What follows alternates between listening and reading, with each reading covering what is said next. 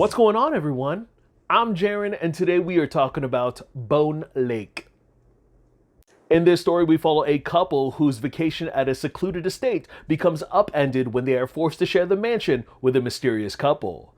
This dream getaway spirals into a nightmarish maze of sex, lies, and manipulation, triggering a battle for survival. You know, every single time that I bring up the title for this movie, everyone makes it out that I'm excited to see porn. Because, there's bones in the lake and people are getting boned in the lake. I mean, it's almost like talking about the X trilogy where there's a little hint of taboo and judgment. I mean, let's be honest here. Who else came to see blood and boobs? This is written by Joshua Friedlander and directed by Mercedes Bryce Morgan, and this has been getting a lot of buzz in the indie horror circuit. So, I mean, it's been in and out of festivals over the last year, and it's been marketing itself with a little bit of sex and violence, hence the song I chose for the intro. And just as simple as that, you got me and 4 other cavemen to show up at the movie theater that evening.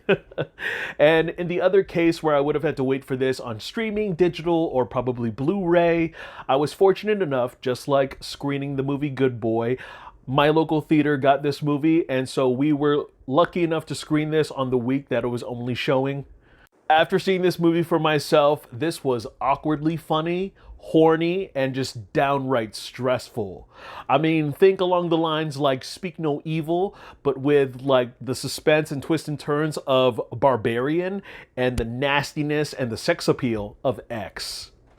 It's so easy for anyone to just look at this story, watch the movie play out, and say, hey, if that was me, I would have been out of there already.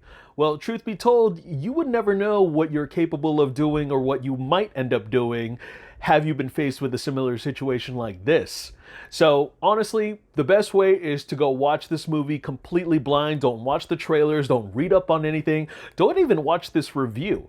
But I would just go into it as blind as possible and experience it the way it was intended for, because I think really just talking about the movie is spoiler enough. Go ahead, I'll give you a moment to click off if you want to. Well, some of you who are still here, let's get into the positives.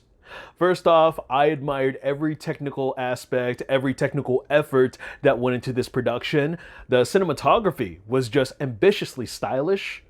There's this neat little technique where the camera is moving along with the action. One example being Alex Rowe's character using a mallet to pry open a little lock on the door. So each time he makes a tap, tuk tuk, tuk tuk, it would just start to turn. I thought that was pretty cool.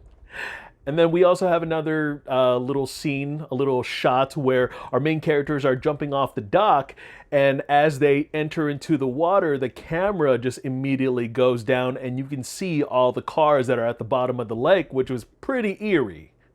The editing of the film went very much hand in hand with the camera work and with the production design of this massive mansion of an Airbnb, while the meat of the movie is really just dialogue exchange, especially when they're focusing on more of the blisteringly awkward scenarios and the tension-driven manipulation. The editors just knew how to focus in on some of the minute details, as well as just timing the cuts perfectly on the actors' expressions. The overlapping scenes where our couples are just playing mind games like he said or she said, or just seducing one another, I was just white knuckling and just quietly screaming at the screen the entire time.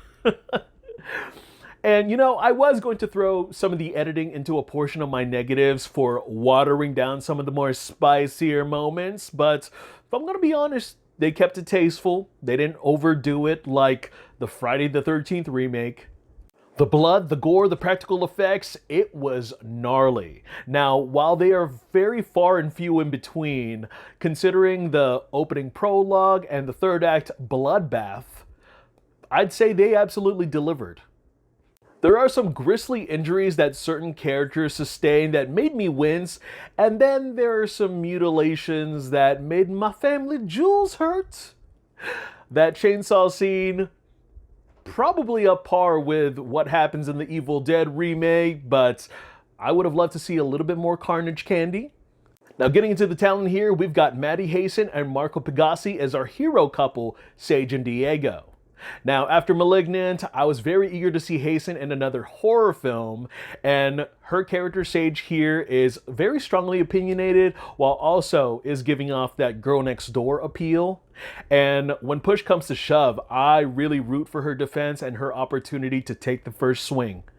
The character of Diego really took me by surprise because I thought he would have been the weakest link like the dad in Speak No Evil, but no, a lot of Pegassi's talent is put on display here, especially in a lot of the moments where he is trying so hard to not lose his shit, to really keep his composure together. A mysterious sexy couple who is played by Alex Rowe and Andra Nachita. The characters of Will and Sin are more than just a pair of pretty faces. Now, Will is set up to be the character that is a little bit incompetent, insufferable, and very childish, but Rowe's performance really just starts off as a warm welcome, like James McAvoy, but also emulating the same gleeful energy as Ray Nicholson.